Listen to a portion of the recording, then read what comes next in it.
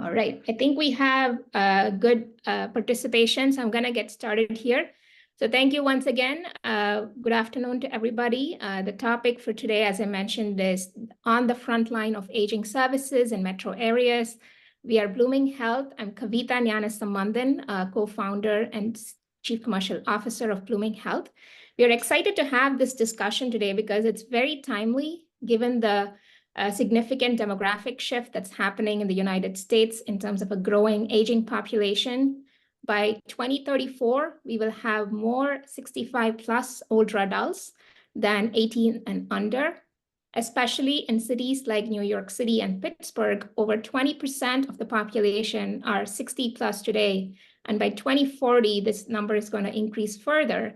And especially we have a growing diversity in terms of the populations in cities as well. And we want to ensure that any language or cultural barriers, in addition to any technology barriers, do not limit access to aging services. And therefore, the need for the very important services provided by community organizations is higher than ever, especially as they provide very culturally sensitive services to older adults in their own communities as well.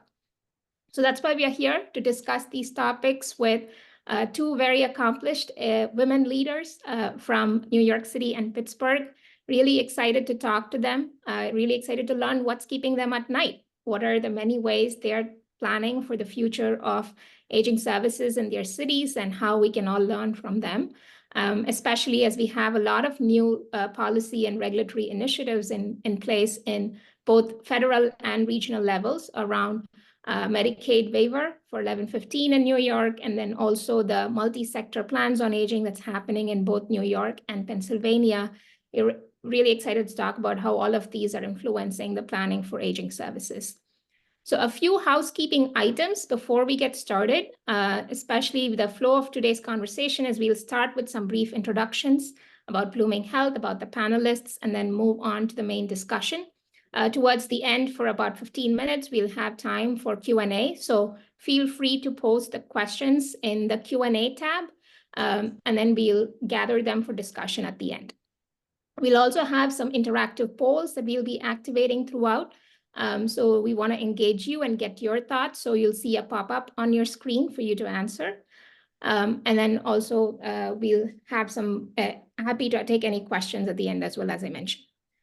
So let's get started here. So I want to briefly start by introducing who Blooming Health is. We are a social health technology platform that was started very much in New York City around 2020. And now we are national. We are in 16 US states. But when we started in New York City, it was back in 2019. We predominantly started by learning about the problems and challenges community-based organizations are facing and the older adults themselves, what challenges they were facing in accessing aging services.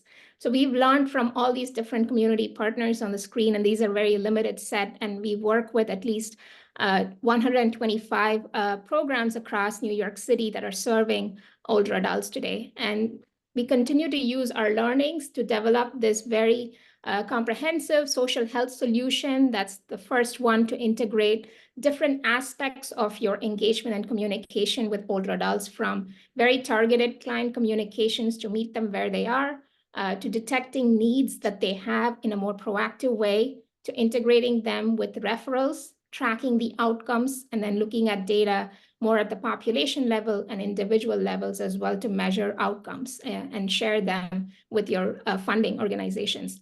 Because one of the real things that we noticed when we started was like the social care organizations do really amazing work in terms of helping older adults with their social needs, and you are actually impacting their health outcomes. But we are not telling that story using data in a very evidence-driven way for many of the other stakeholders in the space to recognize it. So we need to make that impact more visible, and definitely the role of data and technology in that can be critical only to bolster that visibility around that. And we are meeting clients, helping the CBOs meet clients where they are via text, voice calls, emails, and in 80 different languages, specifically to break the technology and language barriers that are limiting access to very important aging services across the different organizations. So to date, we've helped a lot of our customers and community partners to achieve about 35% average survey response rate via voice calls and text messages, and help them increase event attendance at their congregate sites and others programs by 3 times, 5x increase in benefits detected for SNAP benefits and the needs related to that for older adults, and all at the satisfaction of the older adults, and also saving time, at least 2 hours per day for the staff members. As I mentioned, we are really proud to have started in New York City, but now growing into Allegheny County and in Pennsylvania, and then growing across the country in 16 states. And we are reaching about 200,000 clients. So really excited to have some of our partners attending the session as well. So let's get into the discussion. Especially, I want to start off by introducing our panelists, Dr. T. Gilliam, and also Commissioner Lorraine Cortez-Vasquez. So thank you once again for taking the time to join us. Just to briefly introduce them, Commissioner Lorraine Cortez-Vasquez is leading the NYC Aging in New York City, whose mission is to eliminate ageism and ensure dignity and quality of life of about 1.8 million older New Yorkers. Commissioner Cortez-Vasquez has worked to create equity and provide culturally sensitive services for older New Yorkers through our Aging Network. By working with Mayor Eric Adams, she established the first of its kind cabinet for older New Yorkers to reduce silos among city agencies to work together and build an age-inclusive city. She previously served as the 65th Secretary of State of New York as the first Hispanic appointee to serve in that role. And also joining us is Dr. Shauna Tharp Gilliam. She's the Director of Area Agency on Aging in the Allegheny County Department of Human Services, which includes Pittsburgh. And they serve about 40,500 people each year, and supporting a total constituent base of about 330,000 60-plus older adults. Throughout her nearly 20-year career, she has developed and led community-driven advocacy initiatives focused on racial, economic, and social justice. She elevated equity issues, for example, around COVID-19 vaccine access for older adults, and activated resources by bringing partners together from multiple regional agencies. And she's been recognized for these types of innovative partnerships through multiple awards from the University of Pittsburgh and Southwest Pennsylvania Partnership for Aging. Dr. Tharp Gilliam received her doctorate in developmental psychology from the University of Pittsburgh. We're really honored to have you both for this discussion. So I want to kick off the discussion by asking you a question around how your personal life story shaped your priorities and approach to your leadership today. Can we start with the Commissioner, please? Thank you very much. And I'm honored to be with you, Dr. Gilliam, on this panel. Well, I was raised in a multi-generational household with a very, very involved and engaged extended family, a great-grandmother, a grandmother, a mother, and a whole bunch of aunts. And we all lived in New York City in that time. We all lived within about a 4-block radius from each other because my family had migrated from Puerto Rico in around the 1920s. And so we were established, and we established ourselves in East Harlem. So whenever I talk to people about my youth, I always said that I came from a small town in New York called East Harlem. And that shaped who I am. You know, it was about intergenerational, it was about extended family, it was about caregiving. Although we never called it any of those things, it was just family taking care of each other. And it shaped who I am. It shaped my sense of service. It shaped my sense of equity. It also has shaped my sense of really balancing both pillars of a community, as I call them, young people and older adults.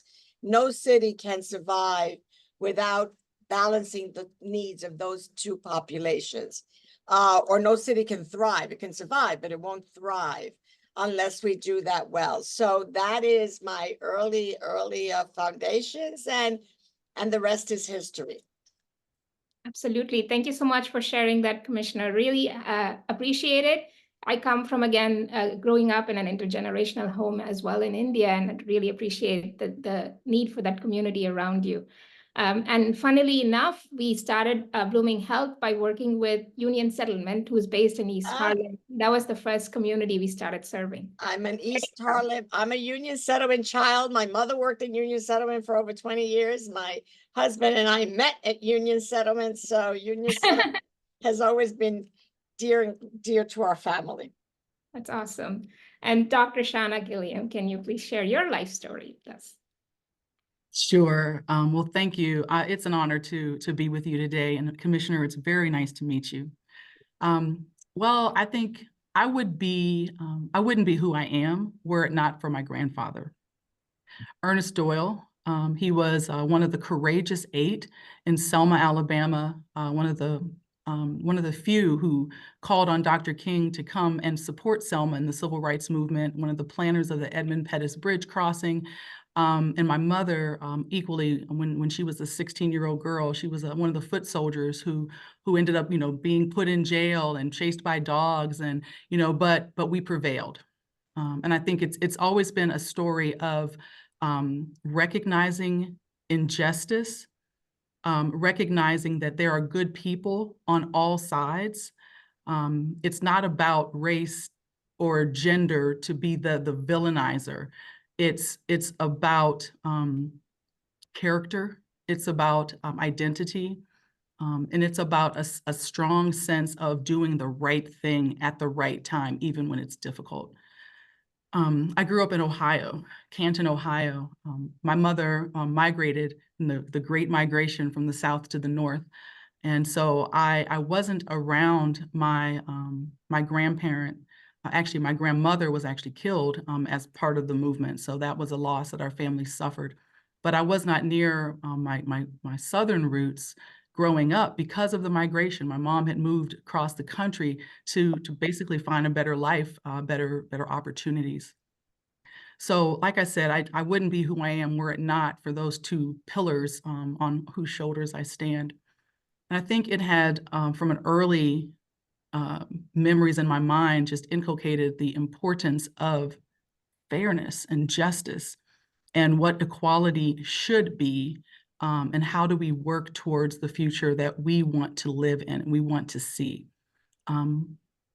It definitely has shaped my sense for championing the underdog, for wanting to make sure that each person's potential is realized, and whatever I can do to support them, I'm going to do that as a leader. Those are just fundamental characteristics, and I also my faith, just having a moral mooring, something to hold on to in times when they're difficult, and looking at insurmountable situations and saying, you know what, we can do this. So those are just some key principles in my life that have helped me to be the person who I am. Wow, very inspirational. Thank you so much, Dr. G. I didn't know much of that, even though we've been working together for a while now. So really happy to hear that. Thank you for sharing that, and very honored to be speaking with you both again, given, again, a lot of important life lessons that you're sharing with us. So why don't we get started here with the topic of the day in terms of the delivery of aging services in the cities. So before we get started, I want to briefly do a poll with the audience here to understand where they're serving older adults today in terms of understanding their focus.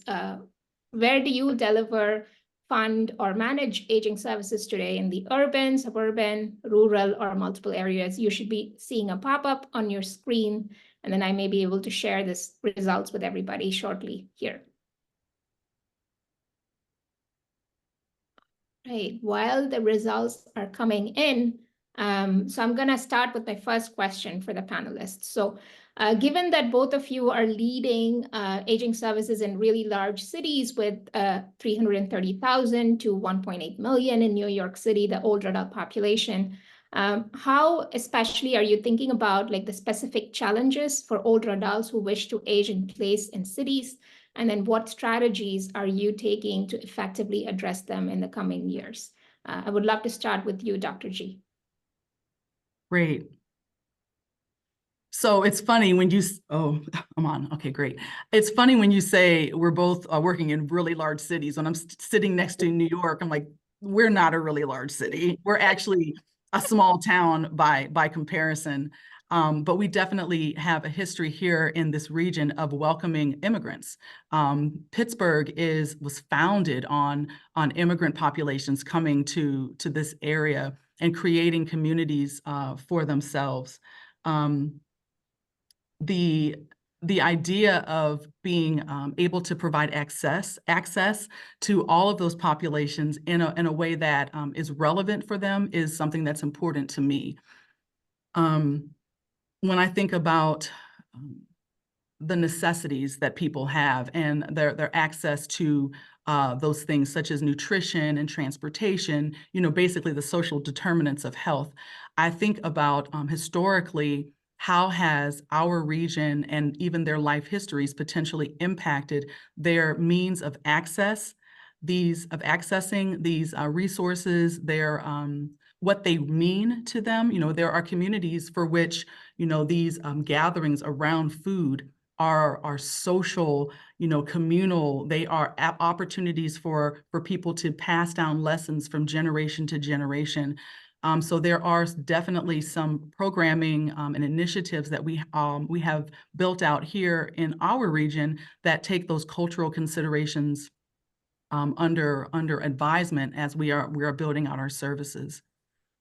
There are a lot of wonderful partners here in this region. In fact, this region has more philanthropic giving, like the largest philanthropic giving, of any place of its size, definitely. And we do rival some of the other larger metropolitan cities as far as generosity, and the steel barons and the glass barons, the rubber barons who left their large holdings to generosity and to common good. So being able to leverage those assets and tell the story so that we can hear the voices of those who don't commonly have a seat at some of the tables where I have the blessing to be able to sit.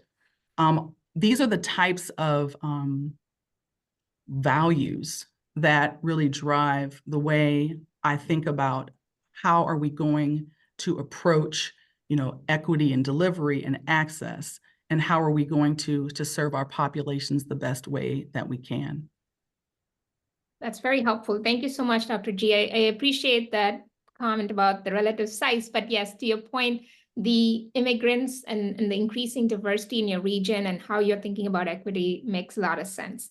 And would love to hear from you, Commissioner, how you are thinking about the future of aging services in New York City, and especially that we have around 61% of older adults who speak another language at home beyond English. So how are you thinking about that?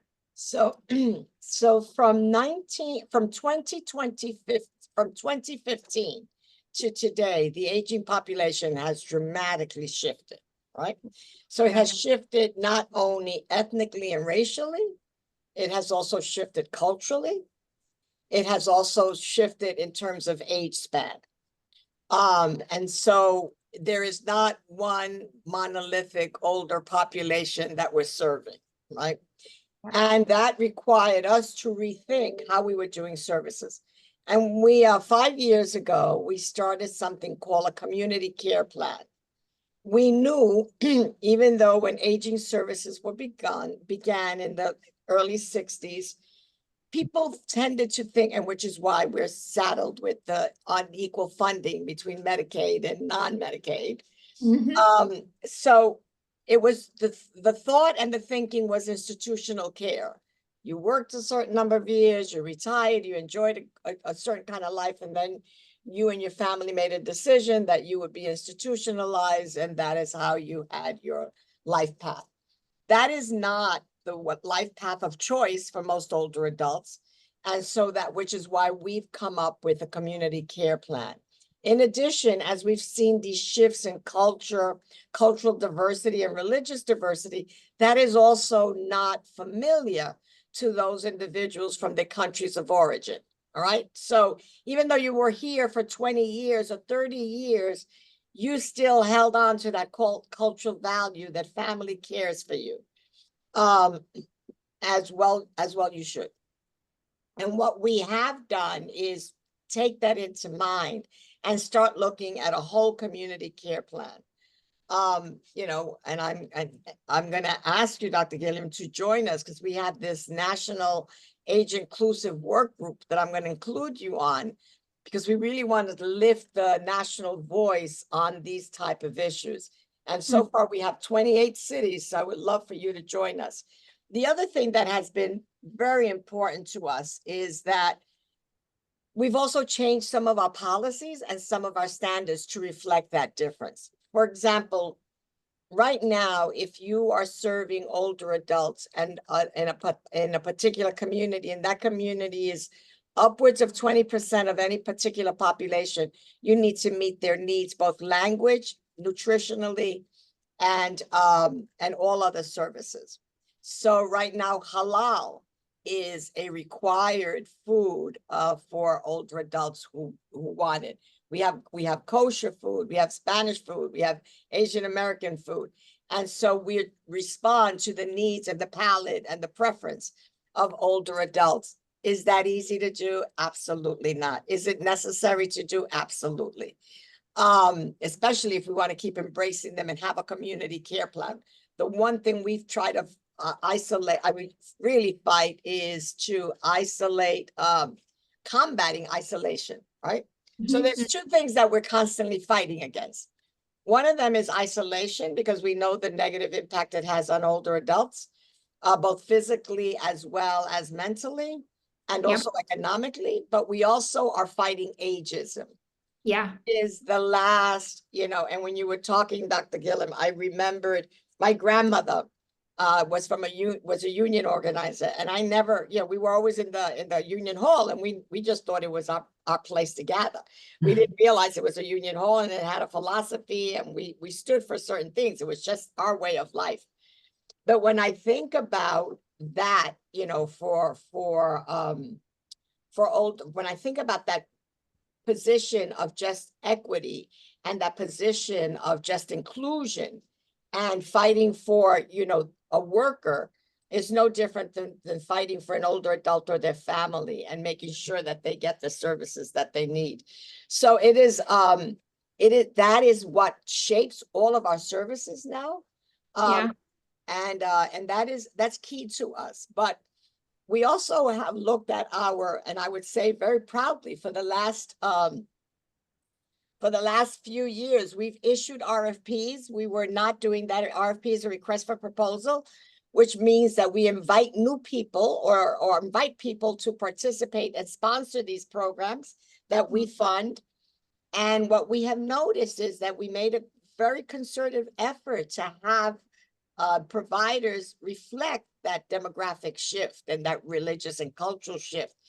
Was that easy? Equity, you know, Dr. Gilliam, your family can tell you, equity is not an easy thing to do, but it is the right thing to do. And so you take on the challenges that it brings, but in the outcome, everybody benefits, both the established providers and the new providers. And you can't just bring in new providers without bringing them the support so that they can also survive and thrive.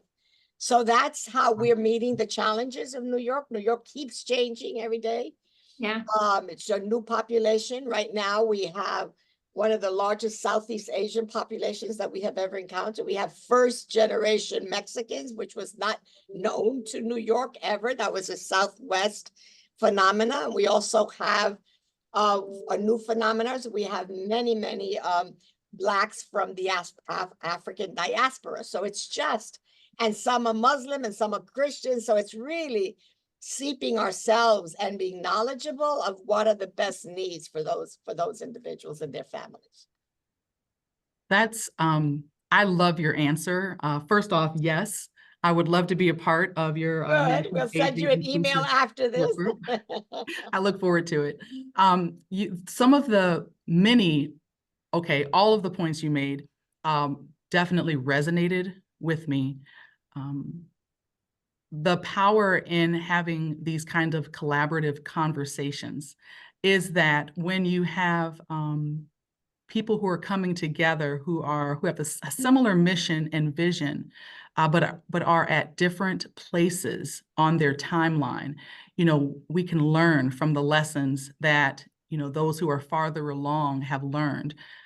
You were talking about how you've already instituted a diversity of cuisine in your meal programs. Well, we actually just a year ago received a federal grant to explore the integration of celebration of food, recognition that many in our population are experiencing chronic illnesses that could be managed by nutrition, and also recognizing the diversification of our population, which even though, as I mentioned earlier, this region was built on folks who came over from Eastern Europe, and they have extremely diverse backgrounds. They're not a monolith.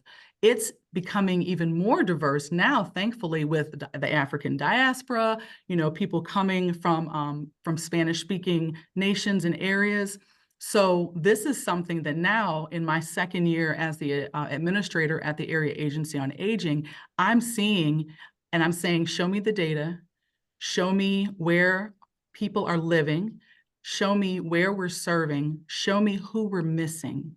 And then taking that information, coupling it with, the innate qualities that I talked about earlier about equity and inclusion, and then thinking about the cultural implications for nutrition and how community support around healthy eating can actually be a significant impactor on people's health outcomes. We've actually launched a medically tailored meal program that addresses chronic disease, but also recognizes the culture of the people with whom we are serving to provide offerings that address those desires and those wishes as well. So that's just one of the points that we resonated on, and I would love to talk with you some other time about other things. I love both your answers. I think this is one of the things that inspired us again to start Blooming Health, is by working with the community-based organizations, as you said, that reflect that community. In person, we could see the level of trust they were creating with the older adults, especially not just understanding where the older adults are coming from in terms of their cultural values, what are they looking for, and then giving them very tailored services.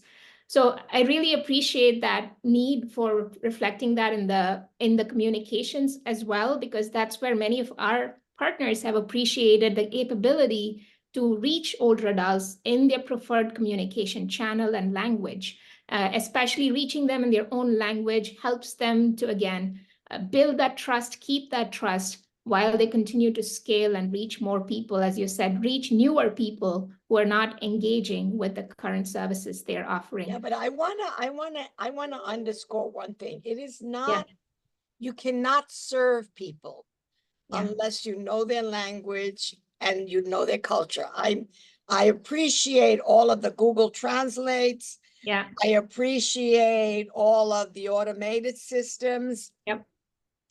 And they're essential for just maybe getting some information. Yep. But you cannot fully serve and engage people unless you respect, acknowledge, and respond to their language and cultural needs. And co-create. And co-create, right. Perfect, right. 100% agree with both of you. I think technology is only a tool in the toolbox. It can only become a tool once you've established that relationship, right? And therefore, it cannot help form new relationships that doesn't exist. And establishing that relationship first comes from that person. And then that's where the human and the human services is really important. And then you can leverage anything else to improve the efficiency and capacity for that existing human workforce. So in terms of another key aspect that I want to follow up with is the two key areas that both of you touched upon. One on the funding aspects, right? Because we have a really quality network of community-based organizations providing amazing services, which is already impacting health outcomes. And so we all recognize the fact that there's a growing aging population, there's increasing need for these services, and all of us here are advocating for more funding in these areas. But how do you see the increasing or like the changes coming up in terms of improving more social and healthcare collaboration in this? There was one attempt on this before in New York area in district a few years ago. And then there's now 1115 waiver and community care hubs that are coming up. So, well, the 1115 waiver is not specific to older adults. So yes. I love that everybody's touting it, but it doesn't really benefit the older adult population. I would love to see something like the 1115 waiver mirrored for Medicare, and also for those individuals that are ISEP funded. All right, so I would love to see that kind of, then we're talking about real community care for all, right? Yeah. So, but what I would like to say about that is New York City funds 75% of all of our aging services. At one point, we were almost 60-40 with the federal and the state, and now we are 75-25, including both federal and state. I am very pleased and very, very happy about the direction and the emphasis that Senator Christian Gillibrand has put on aging services. The fact that she's making all states have a national a state plan on aging, that she is putting emphasis on food insecurity. I think those are all great movements, but the federal government has to do more. Right now, the federal government only supports 25%. And I'm also enthused by their decision recently to look at the Older Americans Act and start codifying some of the services. Now they're saying caregiving must be provided. Home care must be provided, transportation must be, and so they're codifying it, which had never been done before. It was very dependent on the area agency. And so I'm glad that they're codifying that. I'm also glad that they're also looking at fungibility in funding, that we could change between, C1 and C2, home delivered meals versus congregate. So all of those are all directionally correct. And we're pleased about those directions. But with that has to come funding, because to the extent that we're codifying more is to the extent that we're identifying exactly what needs to be done for older adults, which they're correct, but we need to do that. We need to do that with funding. When I think about this is aging in the United States, by I think it's 2040 in New York City, it's going to be 30% of our population. That's the projection. Yeah. And that, that's going to be mirrored in other big areas, and it's going to be mirrored probably in rural areas, even at a higher percent. We need to be aware of, this country needs to be aware that older adults need the funding, and the same way, and you can't think about Social Security as the funding stream. People paid into that system. So that is not a funding benefit. That is something people paid into, but we're talking about redirect taxpayer dollars to support aging services as every community needs. Absolutely. Cannot agree more. Dr. G, do you want to add? It's amazing to me. As I mentioned before, this is my second year in the Aging Network. Prior to joining on as the administrator of the Area Agency on Aging here at DHS, I was, for 20 years, I worked as a researcher in policy, health policy, education policy, and then I moved on to a nonprofit that focused on youth services and family services for youth. So moving over into aging, it's been very enlightening to see the level of ageism that exists, whether it's in the willingness of decision makers and policy makers to actually have a firm stance on funding these critical areas in our infrastructure. Where else do you see someone being biased against their future self?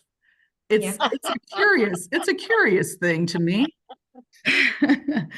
But similarly, though, I am heartened. I'm hopeful. With our new governor, Governor Shapiro. I mean, he was the first governor. I love you, Governor.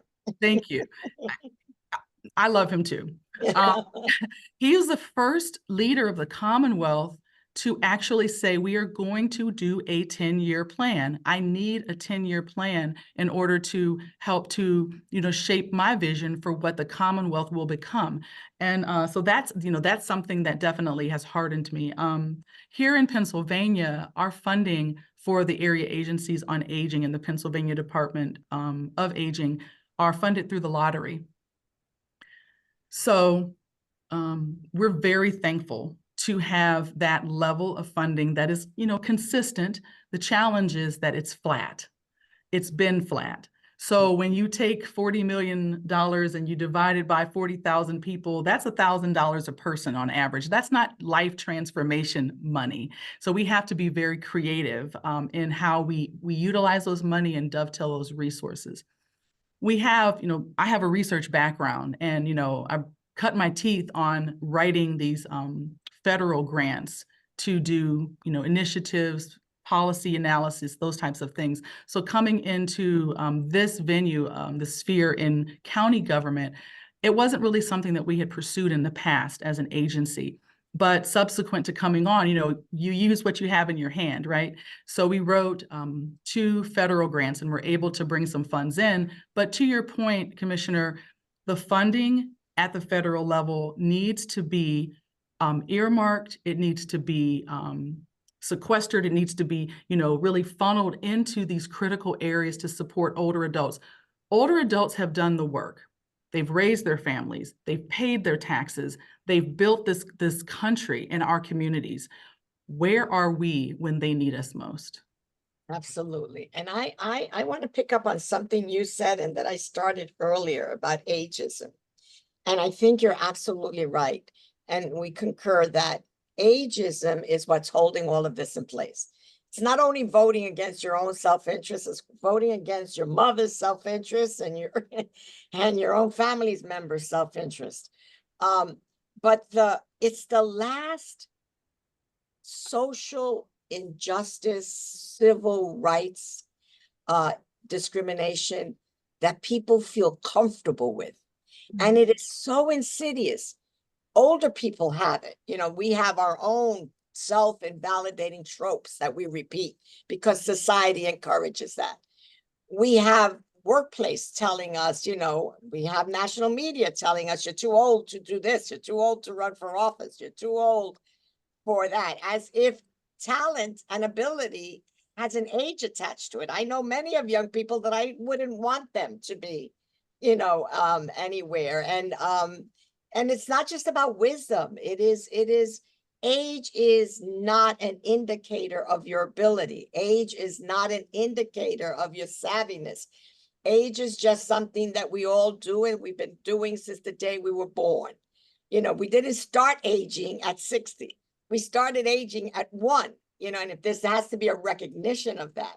So we have all of those the tropes, the insidious, the benevolent ones are the ones that I can't tolerate. You look good for your age. Oh my God, look at her.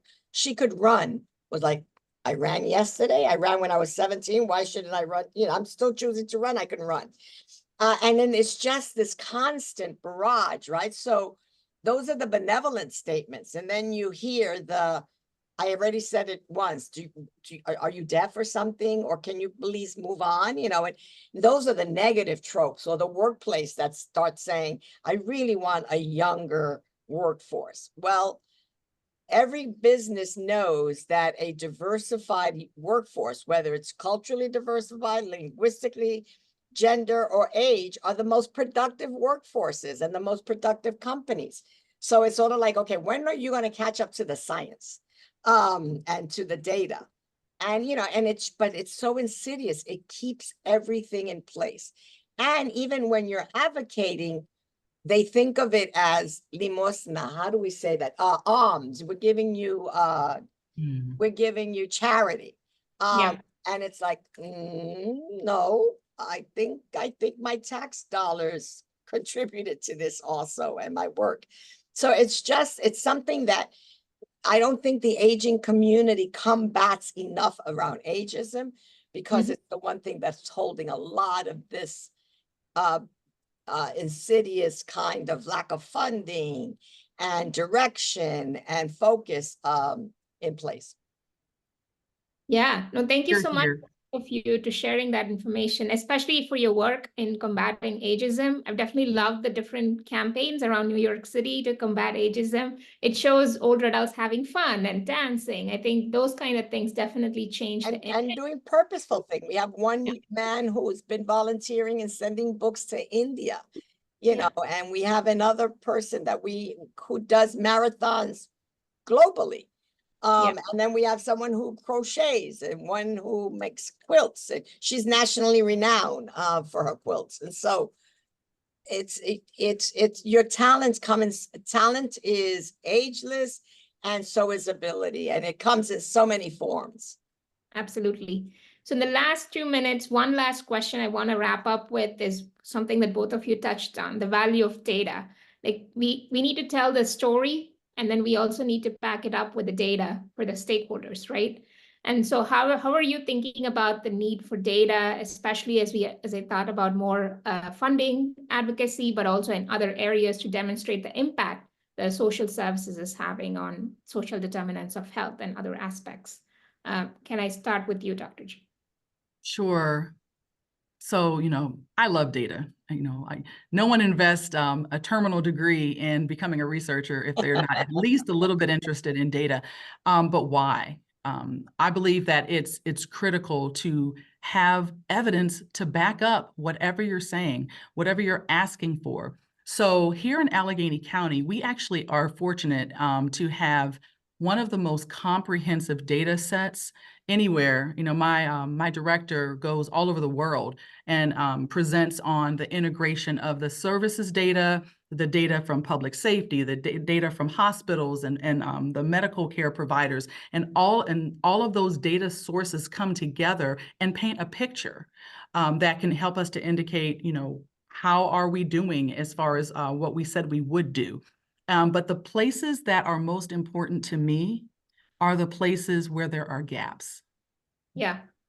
That is the point where I feel my expertise really comes into play, because those are the places where I say, wait, we've been investing how many millions of dollars in this program?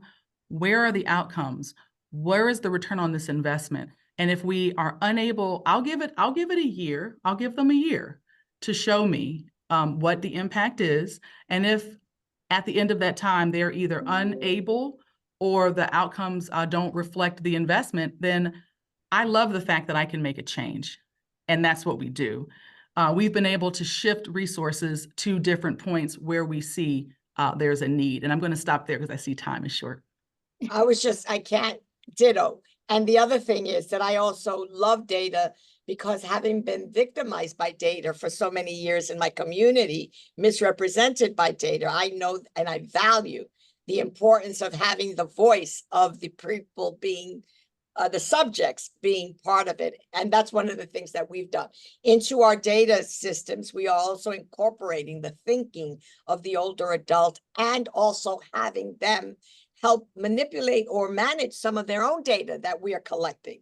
So it's one of the things that we constantly look at. But I love data, but particularly for what you said, it's outcome-driven data that drives me. Yeah. And because it helps me make decisions, and it helps me support decisions when I'm disinvesting in something that has not given me a return and investing on something that is giving returns. And so that's a great public administrator. So thank you for being my partner in that, Dr. Gilliam. Love it. Absolutely. Thank you so much for both of you being here and for sharing your thoughts on this topic. So really appreciate all the information you shared with us.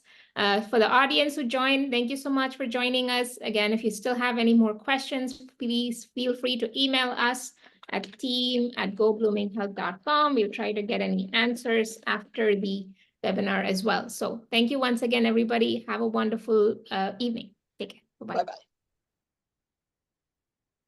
Thank you, Dr. T. Appreciate it. Thank you. See you later.